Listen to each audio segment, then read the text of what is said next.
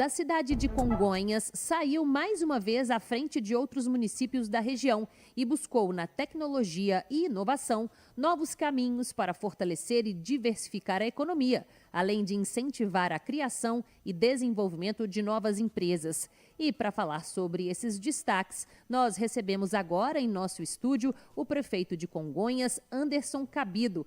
Olá, prefeito. Boa tarde. Obrigada pela sua participação. Boa tarde, Nayara. Boa tarde a todos os nossos ouvintes aqui da 98 News. Um prazer poder estar aqui conversando com vocês a respeito da nossa cidade.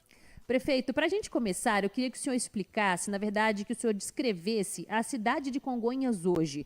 Quais são os principais ativos e desafios do município no cenário atual do país?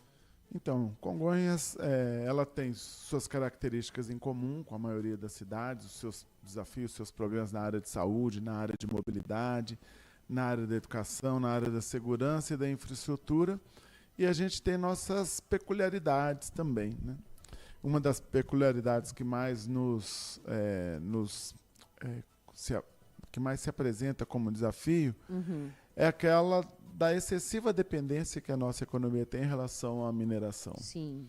É um risco para qualquer município ser excessivamente dependente de uma única atividade econômica. Então, buscar alternativas que ampliem as oportunidades de trabalho para os trabalhadores, para os jovens, que corra menos risco de colocar toda a arrecadação do município em uma única atividade, que a gente possa diversificar, então, a economia, as fontes de receita do município. Isso é fundamental para um processo duradouro, pleno, sustentável de desenvolvimento do município, né? Congonhas é um município de 55 mil habitantes, nós temos aí uma população flutuante muito grande por conta da mineração e da siderurgia, as grandes empresas que a gente tem na nossa cidade. Congonhas é uma cidade que é patrimônio do mundo, né? Sim. São apenas 3 cidades em Minas Gerais, mais o conjunto da Pampulha. Então, a gente ostenta esse título, mas que também significa uma responsabilidade muito grande. Essa de cuidar, de promover, de proteger esse patrimônio tão valioso, que não pertence apenas a nós, pertence a toda a humanidade. Prefeito, já se passaram 6 meses, né, desde o início da sua gestão.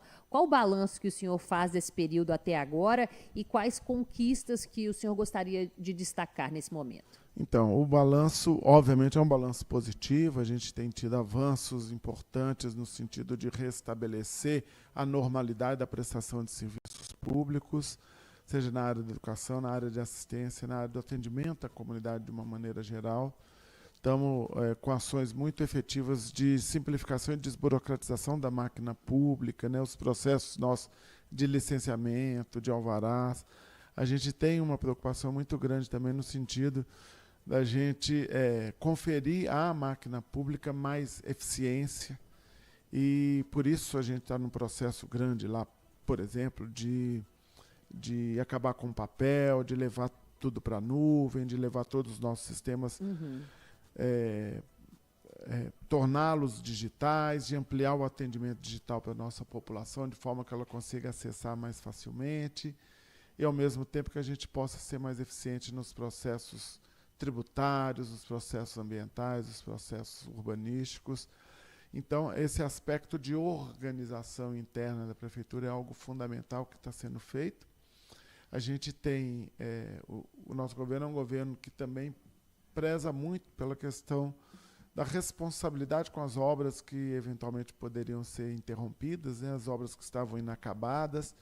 Então, a gente se empenha muito e temos nos empenhado bastante para dar continuidade a algumas obras que estavam em curso, né, sendo movidos por esse espírito de responsabilidade que a gente precisa ter. Então, tem obras importantes acontecendo no município, mas algumas conquistas importantes, como, por exemplo, os passos que a gente já tem dado e passos muito consistentes nessa busca pela diversificação econômica, né? Então, seja na área da inovação, da ciência e tecnologia, que nós temos ali iniciativas muito importantes e promessas futuras que vão, de fato, reconfigurar a nossa economia, a nossa forma de gerar riqueza.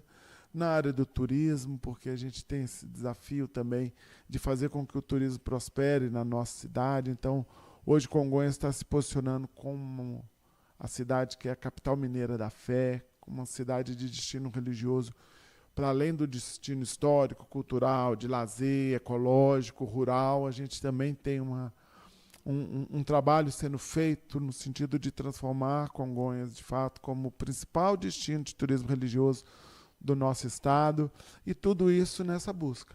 A busca de tornar a nossa economia menos dependente da mineração. Uhum. O senhor falou agora há pouco, prefeito, em relação às obras que ficaram inacabadas, e a gente compreende que quando um prefeito novo assume uma prefeitura, ele acaba encontrando essas heranças, né, administrativas, não só de obras, mas de outros setores também da administração municipal. Para você, quais foram os maiores desafios encontrados nesses primeiros meses de governo, falando deste recorte?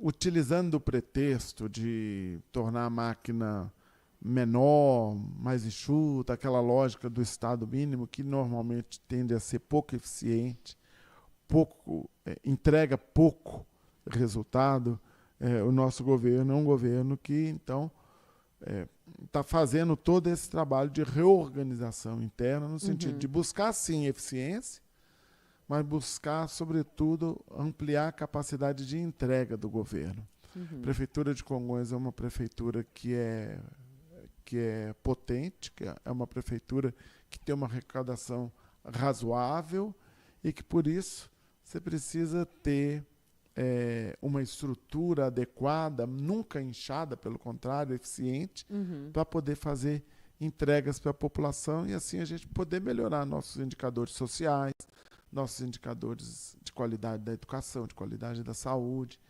E a gente tem visto já, felizmente, em tão pouco tempo, já vendo isso repercutindo mesmo nos números da prefeitura, nos números do município de Congonhas, uma melhoria já consistente e significativa dos nossos indicadores. Muito bem, prefeito.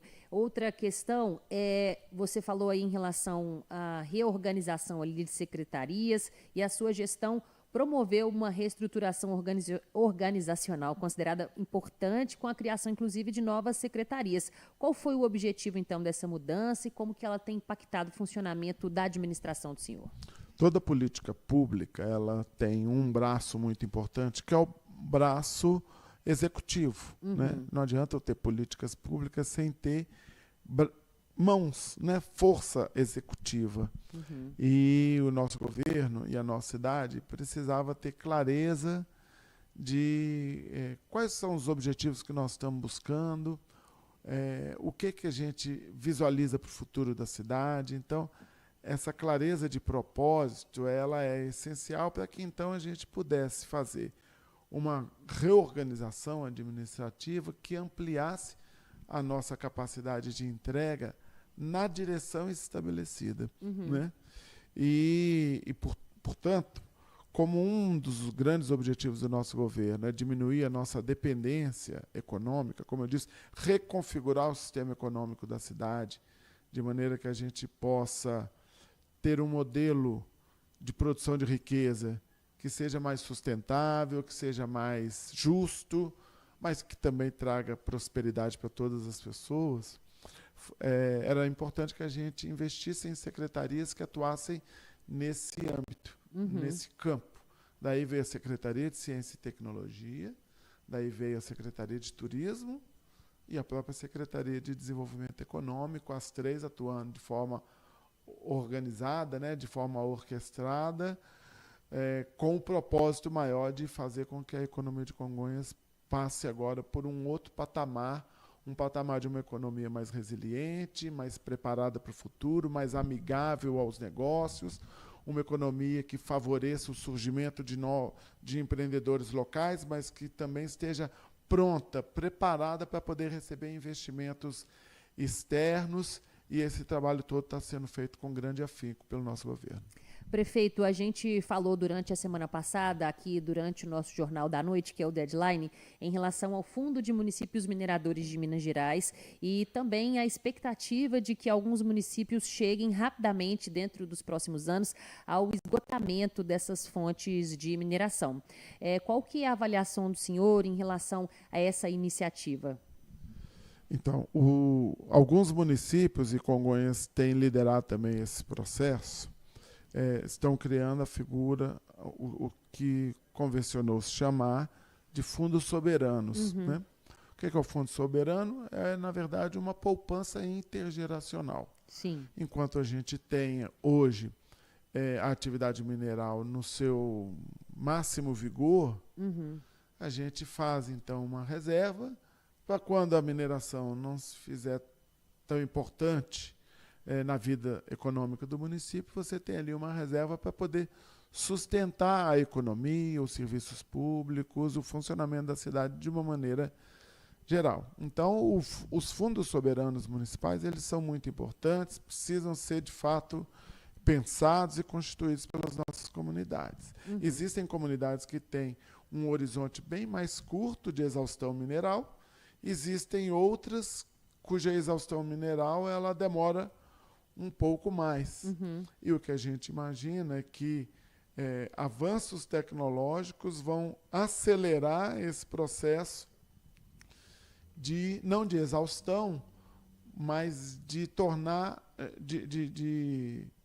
avanços tecnológicos impedirão com que os municípios tenham na mineração o seu sustento por muito tempo. A gente sabe que o ferro tem sido substituído aí por outros materiais. A gente sabe que tem muitos outros países entrando nesse mercado internacional da commodity, né, do minério de ferro. A gente sabe que no nosso estado, em especial Minas Gerais, né, os municípios e as cidades estão muito próximos das áreas de mineração, então você tem conflitos importantes ali que acabam aumentando o custo e diminuindo a competitividade das empresas. Então é bem possível que, em especial aqui em Minas Gerais, a redução da importância econômica da mineração ela seja bem antes do que a sua exaustão. Então é importante que os municípios, fundamental que os municípios se preparem para esse momento. Não é daqui 100 anos quando o minério acabar, porque vai ser muito antes do que daqui 100 anos. E essa preparação ela é fundamental e estamos nos dedicando a ela lá. E a forma de fazer isso, a poupança intergeracional, os fundos, né, é muito importante, mas a diversificação da sua economia para que você dependa um pouco menos daquilo ali.